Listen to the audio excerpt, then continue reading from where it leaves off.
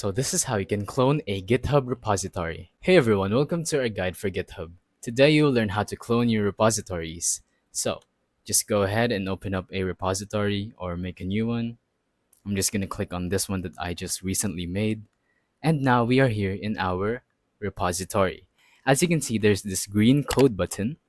And now we're going to go ahead and tap on that and then tap on HTTPS.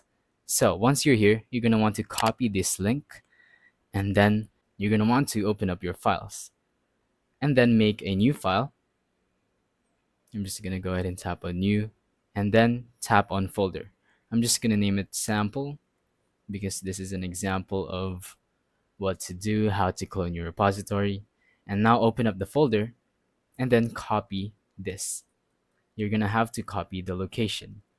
Now, go ahead and open up Git Bash. If you don't have it, then you can go ahead and download it. In my case, I don't have Git Bash, but I can use the Notepad app to have a substitute as Git Bash. So once you're in Git Bash, you're going to want to type cd space quotation mark and then paste that and then quotation mark. Now press enter. And now you're going to want to type git clone quotation mark and then copy the link that we just got from this repository. And now go ahead and type it out or paste it and then quotation mark and now press enter. Now, after it loads, you're going to want to type ls in lowercase and then type enter and you're good to go.